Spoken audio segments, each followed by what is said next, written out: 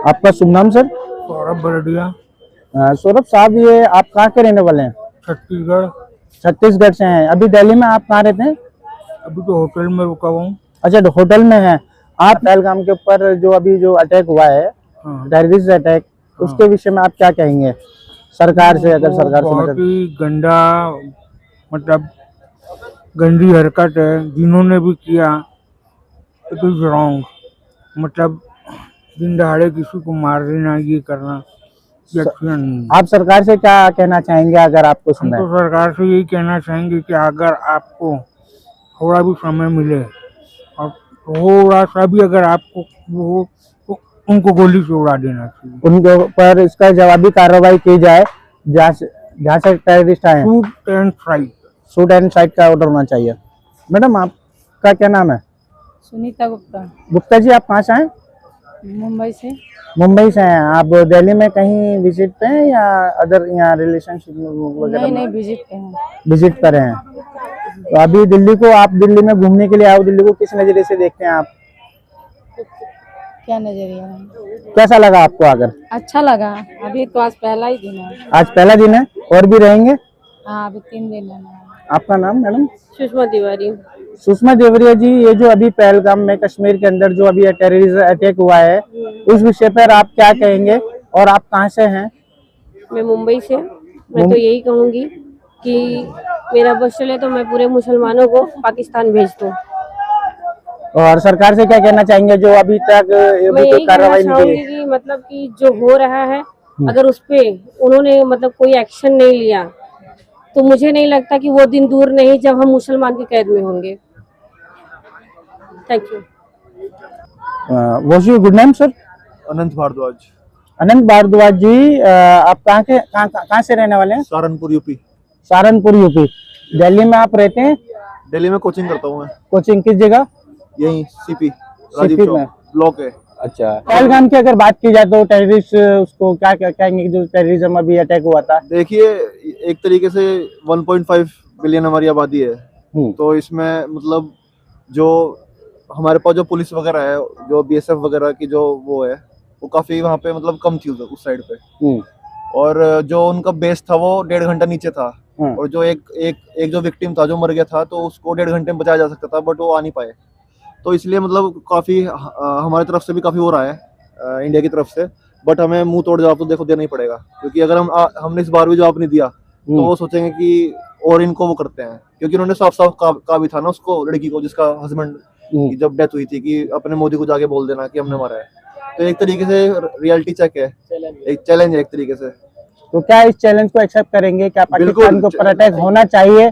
बिल्कुल होना चाहिए। अब तक तो बदला लेना चाहिए था कि जिस तरीके से इंडिया के एक जो मेन मुद्दा वो पीओके का है मेरे हिसाब से। हम ऐसे कर क्योंकि यही एक तरीके से मौका है हमारे पास। हम पीओके ले सकते हैं। कश्मीर का जो इशू है हम उसको कब्जा सकते हैं। हम देखते हैं अभी तो हम अपने गवर्नमेंट के साथ ही हैं।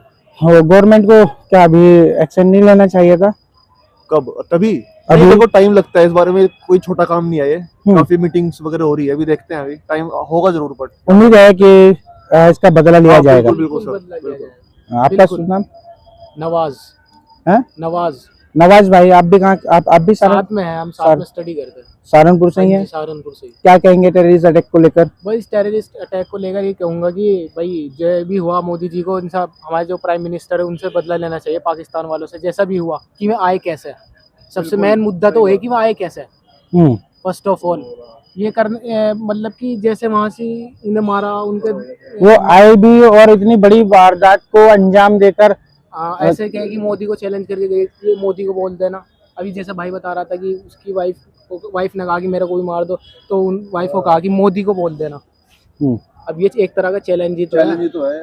बट हमारी सरकार इतना उम्मीद है कि वो मोदी जी उनसे बदला जरूर लेंगे। Thank you sir. क्या मैं बस 2 मिनट बात कर सकता हूँ? आपका शुभ नाम? सौरभ जैन। जैन साहब, आप कहाँ रहते हैं दिल्ली में? दिल्ली शाहदरा। दिल्ली शाहदरा। आप जमुना पार से बिलोंग करते हैं और इस टाइम अभी आप सीपी में बैठे हुए हैं। तो अगर सबसे पहले मैं आपसे जमुना पार के बारे में ही पूछूंगा। जमुना पार की अगर क्राइम की अगर बात की जाए, क्राइम रेट को लेकर, तो आप उसकी क्या राय है इसके लिए? अगर 100 दे तो 100 में से 85% 85% क्राइम ग्राफ। बिल्कुल क्राइम जमुना पार में हाँ। आप खुले में नहीं चल सकते, चलेंगे अगर लेडीज वगैरह है, पर्स है उसके पास तो कभी भी पर्स छिन जाएगा, स्नैचिंग, मोबाइल कभी भी गायब हो जाएगा। दूसरी चीज़ ये है, आप अगर किसी से ईमानदारी से कहेंगे कि भाई साहब ये चीज़ ये गलत है, तो कोई सपोर्ट नहीं करेगा आपका और उसके खिलाफ उल्टा एक्शन लेगा। मतलब हेल्पलेस है, वहाँ पे कोई हेल्प नहीं है किसी भी तरीके की। स्ट्रेचिंग वगैरह ज़्यादा है। पुलिस कार्रवाई की अगर बात की जाए, जीरो। अभी पिछले वीक एक सीलमपुर में दिन में मर्डर हुआ है और उसके खिलाफ भी कुछ नहीं हुआ। प्रदर्शन वगैरह किया लोगों ने, बट एक नहीं 2 मर्डर हो चुके हैं। 2 मर्डर हो चुके हैं। एक दिन में हुआ, एक गर्ल्स के पीछे हुआ किसी का। हाँ, वो नाइट में गोली मारी गई एक थी। नाइट में गोली मारी एक थी, गोपालपुरी जाफराबाद में एरिया मर्डर हुआ जी, और एक सीलमपुर रेड लाइट पे ही हुआ मेन पे, मैन। बट उसके कोई भी कार्रवाई नहीं है। केवल धरना प्रदर्शन हुआ, रेड लाइट जाम हुआ, बस इसके अलावा कुछ नहीं। अगर ये चलिए, अब हम अगर पहलगाम के जो आतंकी जो हमले हुए थे उसकी अगर बात करें तो आपकी क्या उसमें ओपनिंग रहेगी? उसमें भैया जो वहाँ मीडिया ने बताया जा रहा है, क्योंकि हम लोग तो वहाँ थे नहीं, जो भी बताया कि वोटर आईडी वगैरह पूछ के, नाम पूछ के कि हिंदू है, ये मुसलमान है, तो कलमा पढ़ाया गया उन लोगों से। जिन्होंने कलमा पढ़ा उन्हें तो छोड़ दिया गया और जिनको नहीं आता उनको गोली मार दी गई। अब ये देखिए, किसी की 6 दिन पहले शादी हुई है, किसी की 6 महीने पहले हुई है, तो उस वाइफ के सामने उसके हस्बैंड को जब मारा गया तो उसके दिल पे क्या बीती होगी। तो ये बहुत बुरा हुआ, गवर्नमेंट ने इसका एक्शन भी लिया है। उसमें मरने वालों में एक मुस्लिम भी था, अब जिसने जिनको जिस टाइम हमला हो रहा था तो टेररिस्टों से उसकी राइफल छीनने की कोशिश की, हाँ बिल्कुल, बचाने की कोशिश की, वो भी मारा गया। मेरा कहने का मतलब भैया ये है कुल कि अगर ये इस तरीके से आतंकी हमले वगैरह होते हैं जो, तो इसमें मेन क्या, टूरिस्ट को परेशान किया जाता है। ये नहीं होना चाहिए। गवर्नमेंट को इसके खिलाफ सख्त से सख्त कार्रवाई करनी चाहिए।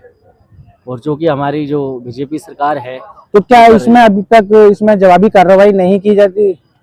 नहीं, जवाबी कार्रवाई की गई है। काफी एक्शन लिया हमारी गवर्नमेंट ने और ये बिल्कुल सही भी है। अगर किसी को आपको सबक सिखाना है तो कुछ ना कुछ सख्त कार्रवाई करनी पड़ेगी। और इन फ्यूचर हमारा मानना ये है, आतंक के खिलाफ तो जितनी ज्यादा हो सके उतनी ज्यादा सख्त कार्रवाई की जाए।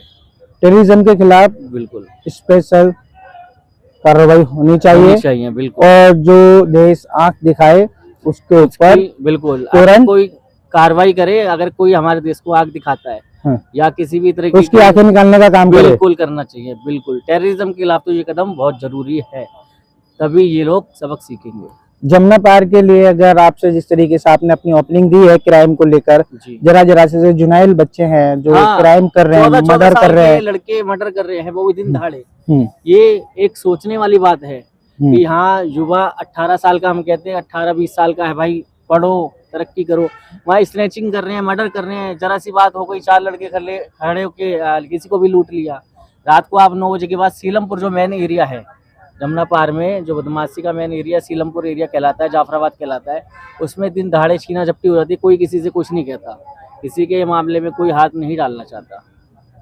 आप क्या कहना चाहेंगे गवर्नमेंट से और अपने पीएम से और अपने दिल्ली पुलिस से? मैं यही कहना चाहूँगा कि दिल्ली पुलिस को सख्त कार्रवाई करनी चाहिए इस मामले में, और जितना हो सके जो नाबालिग क्राइम कर रहे हैं, नाबालिग की आड़ में छूट जाते हैं जो लोग, उन पे ज्यादा से ज्यादा कार्रवाई की जाए। क्या आपको नहीं लगता कि जो क्राइम ग्राफ बढ़ रहा है इस टाइम जमुना पार का, कहीं ना कहीं उसमें दिल्ली पुलिस की जो थाने की लोकल पुलिस होती है उसमें उसका कोई इन्वॉल्वमेंट है, उसको बढ़ावा देना? इस बारे में देखिए हम कह नहीं सकते, क्योंकि आखिर अच्छा, अगर क्राइम बढ़ क्यों रहा है? दिल्ली पुलिस में दिल्ली का खौफ कम, बदमाशों का खौफ ज्यादा है।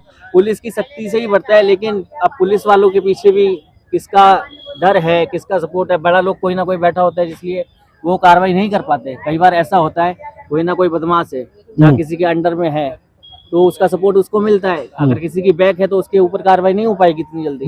पुलिस वाले तो करना चाहते हैं, तो इसके लिए इतना ही कहूँगा कि पुलिस अपनी तरफ से सख्ती बरतती है कई बार। चलिए, हमारे चैनल के माध्यम से कोई मैसेज, कोई संदेश देना चाहें आप? मैं आपके चैनल के माध्यम से भैया सभी को ये कहना चाहूँगा कि किसी की भी एक तो बहन बेटी हो, अगर किसी के साथ कुछ गलत हो रहा है तो आप ये मत सोचिए कि ये किसी और की बहन है, कल को आपकी बहन के साथ भी हो सकती है मिस हैपनिंग। तो प्लीज़ सपोर्ट करें और क्राइम को जितना हो सके रोकने में मदद की जाए। आपका शुभ नाम मैडम? स्नेहा जैन। हाँ जी, स्नेहा जैन। इसलिए जैन साहब, तो ये स्नेह जी जिस तरीके से पहलगाम पर ये जो टेररिस्ट अटैक हुआ था, जी। क्या कहेंगे इस विषय के ऊपर आप? जो हुआ था वो तो बहुत गलत ही हुआ था। हो सकता है कि ढंग से वहाँ पे नहीं हो, सिक्योरिटी इतनी टाइट ना हो, तभी तो आतंकवाद घुस आ रहा है इतनी आसानी से। कश्मीर में ही क्यों होते हैं इतना? जैन साहब, क्या आपको ऐसा नहीं लगता कि जो हुआ वहाँ इस तरीके का जो जो घटना को जो अंजाम दिया गया है बर्बरता के साथ में टेररिज्म के द्वारा जो वहाँ कार्रवाई हुई है आतंकवाद की, जी तो ऐसा नहीं होना था अगर हमारी सिक्योरिटी व्यवस्था अगर ओके होती? जी जो अब इस पर कार्रवाई की बात कर रहे हैं, अगर वो पहले ही अगर सिक्योरिटी, बिल्कुल। वो आखिर आतंकवादी आए तो आए कहाँ से? वो भी तो सिस्टम की कहीं ना कहीं लापरवाही है। बिल्कुल लापरवाही है, वहाँ सिक्योरिटी इतनी टाइट नहीं थी, तभी तो आतंकवादी। हमेशा कश्मीर में ही ऐसा क्यों होता है? अगर आप देखेंगे, पहले भी इतिहास उठा के देख लीजिए, तो कश्मीर में ही सबसे ज्यादा ये सब होता है। वहीं पे हम लोग भी घूमने जा चुके हैं, तो हम समझ सकते हैं कि वहाँ जो फैमिलीज गई थी उन पे क्या बीती, उनके संग जो ये हादसा हुआ। तो गवर्नमेंट की तब लापरवाही थी। अब ये जो सख्ती कर रहे हैं, अगर ये काश पहले कर लेते तो शायद ये सब होता ही नहीं। लेकिन अब ठीक है, देर जाके दुरुस्ती जाके, वो समझ लीजिए कि अब एक्शन ले रहे हैं। देश के गृह मंत्रालय को क्या जल्दी इस पे एक्शन नहीं लेना चाहिए कि पाकिस्तान के ऊपर अटैक करे? अटैक नहीं बोल सकते, क्योंकि उसमें और भी तो लोग हैं, मासूम जनता भी तो है। अगर हम हिंदुस्तान हमेशा इसलिए जाने जाते हैं, हम बहुत भावुक लोग हैं, दिल के हाथों हमेशा मजबूत रहते हैं, हम हमेशा किसी के संग अन्याय नहीं कर सकते। बट जैन साहब, अगर नेशनल मीडिया की अगर बात की जाए तो वो तो डेली अटैक कराती है। तो आज ऐसा हो गया, आज वैसा हो गया, आज बॉर्डर पे पोस्ट हम तैनात जब है, घर आज पे बैठ के न्यूज देखते हैं तो हमारा रिएक्शन होता है सेम कि यार कर देना चाहिए। क्यों चुप बैठी है गवर्नमेंट, क्यों एक्शन नहीं ले रही है, पाकिस्तान को उड़ा दो। सडनली रिएक्शन हमारा यही होता है उस वक्त टीवी देखते वक्त। फिर कुछ देर बाद हर एक हिंदुस्तानी का होगा उस पर, अगर देखा जाए तो अगर अपने हिंदुस्तान के अंदर अगर कोई उंगली दिखाएगा, यही बात बोली यार ये पाकिस्तान को कब तक झेलेंगे, क्यों ये नहीं रुक रहा है। लेकिन फिर आप थोड़ी देर बाद जब नॉर्मल होते हो तो फिर आप अलग तरह से भी एक सोचते हो ना, दो पॉइंट ऑफ व्यू होते हैं। आप फिर अलग तरह से, नहीं यार हम वैसे नहीं बन सकते। गलत है तो कुछ अच्छे लोग कुछ अच्छे भी तो हैं वहाँ, हर तरीके के हेल्पफुल भी। ऐसा नहीं है कि कश्मीर में सारे टेररिस्ट टाइप के हैं या कुछ भी, हेल्पफुल भी है। हाँ, आप ये हर धर्म में देखिए अच्छे तरह अच्छे बुरे सब अगर आप देखिए टेररिस्ट जो है वो किसी धर्म का, विशेष धर्म का नहीं होता। टेररिस्ट होता है वो किसी भी धर्म का हो सकता है। बट मैं इसके बारे में, अगर आपने ये टेररिज्म की बात छेड़ी है तो मैं एक चीज ये कहना चाहूंगा। मैं कश्मीर में 9 से 10 दिन रहा हूँ, तो जब मैं कश्मीर गया था, हर मतलब ये मान लीजिए 500 मीटर पे सिक्योरिटी टाइट, हर चीज की चेकिंग, आपके बैग्स वगैरह लगेज जो भी है आपके साथ चेकिंग, आपका बार बार आईडी प्रूफ देखना। तो ये जब टेररिस्ट आए उनके पास तो बाकायदा हथियार भी थे, तो वो हथियार होते हुए भी ये इतनी सिक्योरिटी के बीच कैसे पहुंच गए? 1% तो ये भी पब्लिक के बीच में आता है दिमाग में कि ऐसा हो कैसे सकता है जब इतनी ज्यादा सिक्योरिटी है। बट पुलवामा हमले की बात की जाए, जिसमें 30-35 में समथिंग कुछ हमारे देश के जवान शहीद हुए थे, इतनी भारी मात्रा में विस्फोटक आया तो कहाँ से आया? हाँ, पहलगाम वाले में। हाँ। तो मैं वही कहना चाहता हूँ कि कई बार ऐसा होता है कि सिचुएशन देखी कुछ जाती है, होती कुछ है और समझता इंसान कुछ है। अगर मान लीजिए हम नॉर्मल नागरिक घूमने जाते हैं तो हमारे पास 50 जगह हमारी चेकिंग होती है, जांच होती है, डॉक्यूमेंट्स, आईडी, हर चीज़ की। बट मैं ये कह रहा हूँ टेररिज्म जब जाता है तो उनकी चेकिंग नहीं होती। वो किस रास्ते, तो सबके लिए वही है। आप रोड पे जा रहे हैं, रोड तो सबके लिए वही है। आपका सवाल ये सरकार से है और हमारे चैनल के माध्यम से आपकी आवाज हमारे व्यूवर्स तक पहुंच रही है, तो आपकी क्या राय है इस विषय पर? आप कमेंट द्वारा हमें बताएं, और जिससे कि हम आगे पब्लिक के बीच में जाकर आपके कमेंट्स पर, आपकी बात पर, आपके सवाल पर हम सवाल कर सकें ऑन पब्लिक में। आप हमारे चैनल के माध्यम से कुछ आपके चैनल के माध्यम से मैं यही मैसेज देना चाहूंगा कि कोई भी नागरिक अगर टेररिज्म देखता है या कहीं पे भी जाता है, अब मान लीजिए मैं हूँ, आप है, कोई भी पब्लिक जा रही है कहीं घूमने, तो उसकी चेकिंग वगैरह होती है। जो हाई अलर्ट सिक्योरिटी एरिया है, जैसे कश्मीर वगैरह हो गया, अपना हाई अलर्ट पे चलते हैं हमेशा, तो उसके बीच में ऐसी वारदात होना एक तो शर्मनाक है बहुत ज़्यादा। दूसरा, ऐसा हुआ कैसे, इसके बारे में भी विचार गवर्नमेंट को करना चाहिए। जब आम पब्लिक को इतनी परेशानी होती है, वह घूमने जाती है, कि उसकी बार बार चेकिंग होती है। जहाँ तक कि मैं होटल में रुका, जिस होटल में, उस होटल में भी पुलिसकर्मी आके चेक करके गए कि होटल में कितने लोग हैं। 2-3 बार आके उन्होंने चेक किया। तो टेररिज्म के टाइम पे ये सब चेकिंग नहीं होती क्या? मैं गवर्नमेंट से केवल यही पूछना चाहता हूँ। आप कुछ कहना चाहें बस मैडम? यही चेकिंग होती भी है तो, या आप ये कह सकते हो, अगर खुले शब्दों में कहे तो घर का वेदी लंका ढाए, बिल्कुल हो सकता है। कोई तो होगा यहाँ से जो उनको सपोर्ट कर रहा होगा, कर भी सकता है, क्योंकि अगर इतनी भारी मात्रा में टेररिज्म यहाँ आ रहे हैं और खुलेआम ये सब कर रहे हैं, मतलब खुलेआम पब्लिक प्लेस में मार के जा रहे हैं लोगों को, तो किसी का तो सपोर्ट उन्हें मिल रहा होगा। तो गवर्नमेंट को देखना चाहिए कि ये कहाँ से हो रहा है, क्यों हो रहा है। बाहर देखने के संग अपने देश में भी देखे कि कौन ये सब कर रहा है, क्योंकि भ्रष्टाचारी तो बहुत आराम से चल रही है हमारे देश में। और जो सत्य है, भुगतना देश की आवाम को पड़ रहा है। बिल्कुल आवाम को, जिनका कोई गलती नहीं है वो भुगत रहे हैं। कोई पैसों के लालच में गलत कर रहा है, कोई किसी के लालच में, कोई पोजीशन के लालच में गलत कर रहा है। गलत तो हो रहा है, मानो या ना मानो आप, गलत thank हो you. रहा है। Thank you.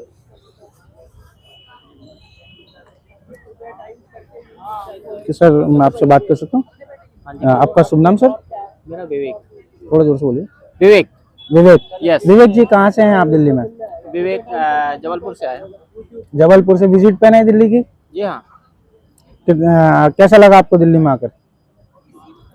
दिल्ली में एक्चुअली हम अपनी कार जो है, क्या अच्छा लगा, क्या कमियां लगी, क्या आपको दिक्कतों का सामना करना पड़ा है? इसके पहले जब हम आए थे तब से तो दिल्ली में काफ़ी, दिल्ली नगरी क्षेत्र में बहुत बदलाव हो गया है। देखा जाए तो ट्रैफिक सिस्टम बहुत अच्छा हो गया है। पहले जो आए थे उसकी अपेक्षा देखा जाए तो लोगों के बोलने चालने सभी चीज़ों में बहुत फर्क आया है, बदलाव आया है। अगर पहलगाम के अगर टेररिस्ट जो अटैक हुआ है उसके विषय पे अगर क्या कहेंगे आप? जो ये आतंकवादी हमला हुआ है कश्मीर में पहलगाम पर, पहलगाम अटैक के संदर्भ में तो यही कहा जाएगा कि ये एक प्रकार की कायराना हरकत है जो हमारे देश के नागरिक हैं, ऐसे नागरिक जो सिर्फ पर्यटन या टूरिस्ट के रूप में वहाँ थे, जिनके साथ इस तरीके से जो किया गया वो कृत्य वो किसी भी तरीके से स्वीकार नहीं है। उसके विरुद्ध जो है निश्चित है कि हमारे देश की सरकार के द्वारा जो है कार्रवाई की जानी चाहिए। जो भी हो गया। तुम्हारा करूँ मैं, तुमसे बैठ के पूछता हूँ।